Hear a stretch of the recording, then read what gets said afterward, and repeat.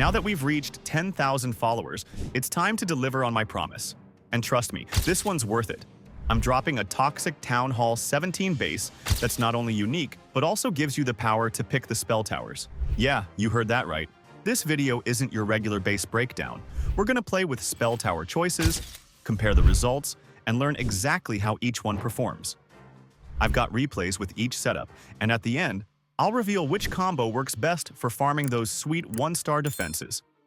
So stick around. You do not want to miss this. Let's dive into the base analysis.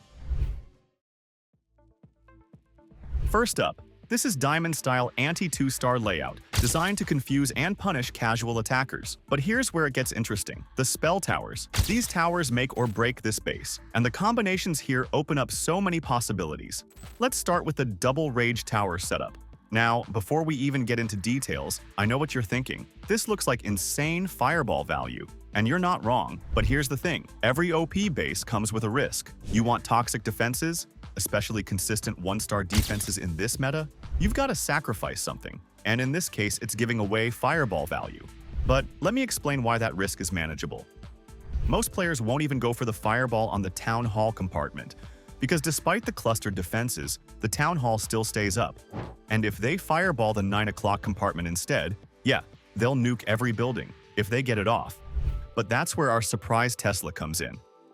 That single Tesla placed just right is meant to completely throw off the fireball pathing. So what looks like insane value ends up getting nothing. And when that happens, you're in for a crazy defense. Now just look at the Rage Tower coverage. The left side compartment, 8 key defenses. Not 3, not 4, 8.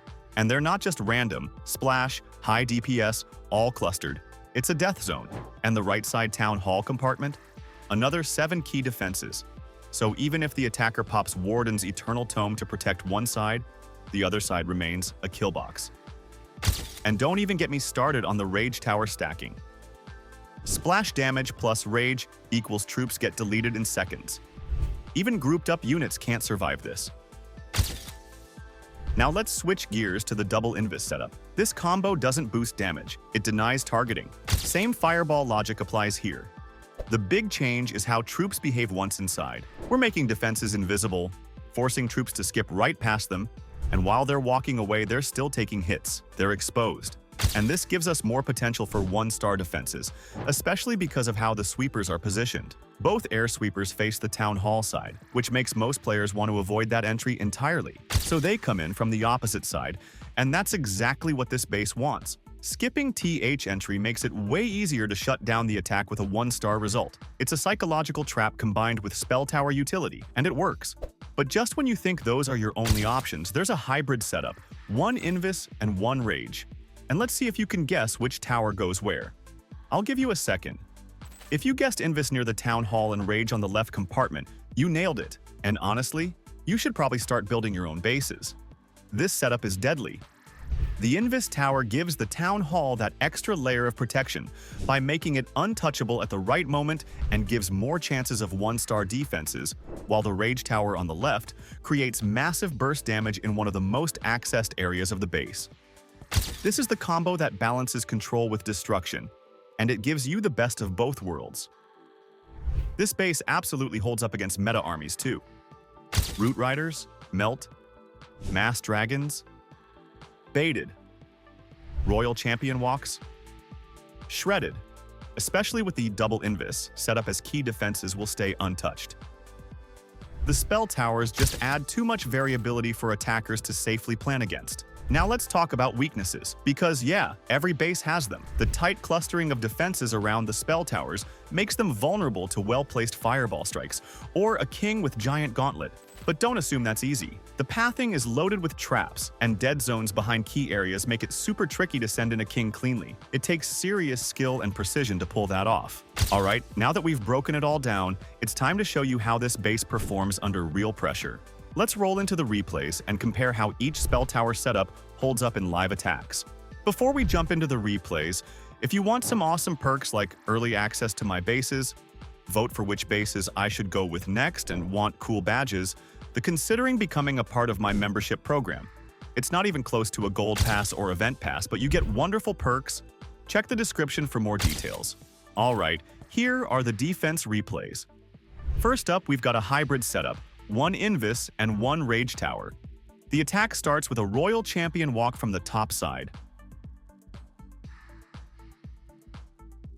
Seems like a clean charge setup, but you'll notice right away, she doesn't get much value.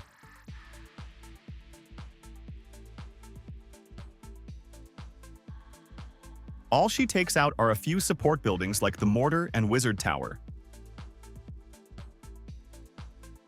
After that, the heroes begin funneling from the 730 side, and then the dragons are sent straight into the 9 o'clock compartment.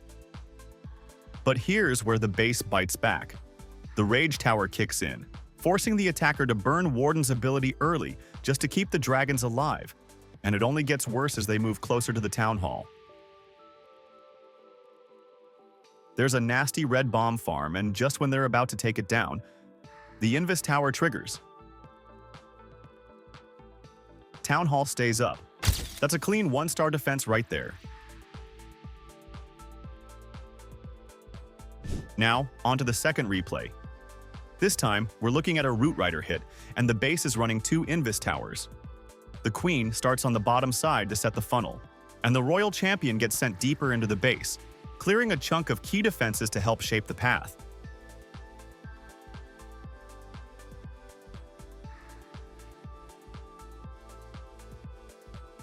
Once the funnel is complete, she's recalled,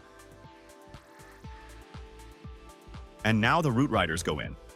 Clean pathing into the 9 o'clock compartment, but here's where the Invis Towers come into play.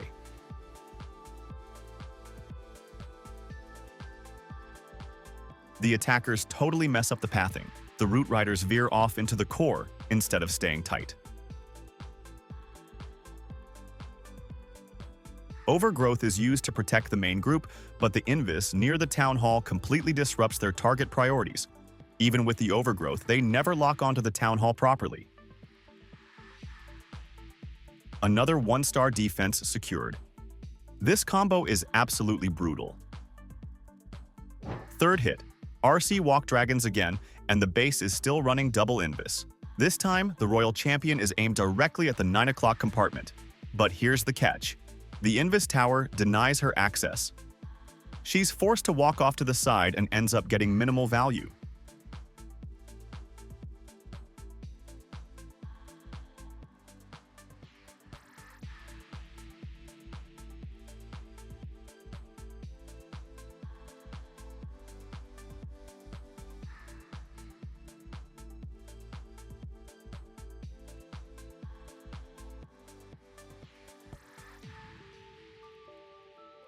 Still, she sets a funnel, and the dragons are dropped into the 9 compartment.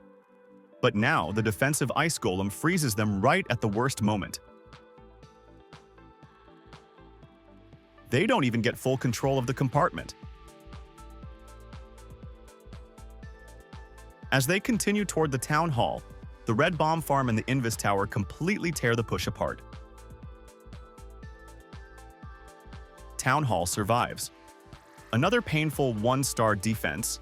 This spell tower setup just keeps shutting things down.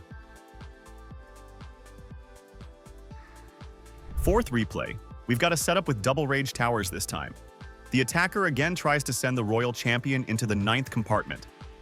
But this area is so stacked that even a 1-second delay on the invisibility means she gets melted. And yes, that's exactly what happens. She goes down early, and the compartment isn't fully cleared. The Root Riders are then dropped from the bottom side, and they make their way toward the Town Hall. But with both Rage Towers active, the defenses are just too strong. They wipe out everything before the Root Riders can secure solid value. The attacker does manage a 2-star, but the overall percentage is low. Compare that to the earlier 1-star replay with double Invis. Lower star count, but higher percentage. That's the trade-off. Next up, another RC Walk Dragon hit. This time, the attacker drops a bunch of invisibility spells to ensure the Royal Champion clears the 9 o'clock compartment. And it works.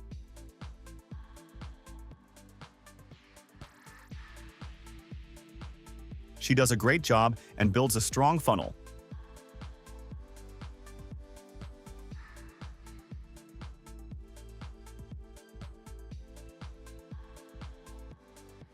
But now the dragons are dropped in from the top.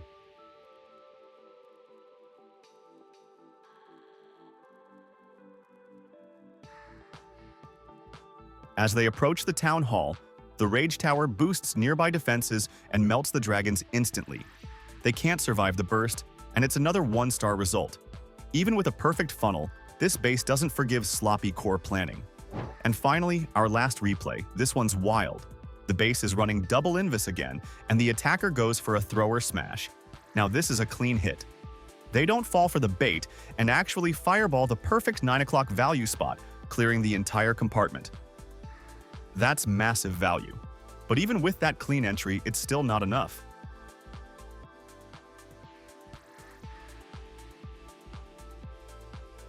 The throwers make early progress, walking freely at first. But as they reach the town hall, the entire attack collapses. The Invis Tower triggers, troops skip the town hall, and they get melted while ignoring the key target.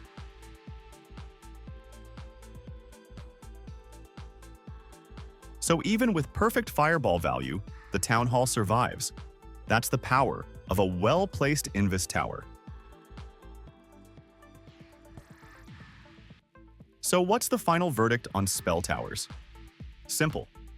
If you're setting up this base, you should absolutely run Invis Tower near the town hall. It consistently delivers 1-star defenses. As for the 9 o'clock compartment, you've got options. Both Rage and Invis Towers perform great. Rage gives you burst damage. Invis gives you misdirection. Choose based on your defense style. Alright, that wraps up the replay breakdowns. The copy link for this base is in the description. Go grab it and test it out yourself. And if you found this helpful, don't forget to like the video and subscribe to join the base building squad. See you in the next one.